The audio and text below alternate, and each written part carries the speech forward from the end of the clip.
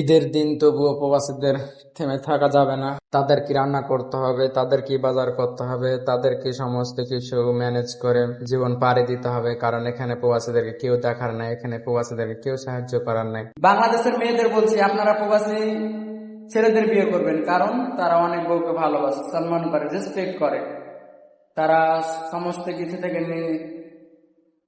শুরু করে হেল্প করে ঘরের কাজে, শুধু প্রবাসী ছেলেরাই করে।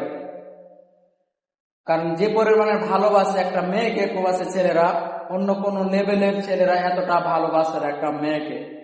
এখন বর্তমানে রান্না করতেছি দুজনের গোস্ত, গরু গোস্ত নিয়ে এসেছি আজকে ঈদের দিন। আপনাদেরকে কি রান্না করতেছি আপনাদেরকে দেখাই। এই যে দেখেন, এই যে সাদে গোস্ত রান্না করছি আজকে 2 কিলো নিয়ে এসেছি, খাবো 2 দিন, তারপরে পরেরটা পরে কাজ। স্পেশালি মেয়েদের বলছি, আমরা প্রবাসী অন্য অন্য যে বাংলাদেশে যে ধরনের পুরুষ আছে তারা এতটা সহযোগিতা করে না নিজের স্ত্রীকে যতটা প্রবাসীরা করে, দূর থেকে কাজ থেকে যেভাবেই হোক। এখন বর্তমানে রান্না করতেছি দুজনের গোস্ত, গরু গোস্ত নিয়ে এসেছি আজকে ঈদের দিন।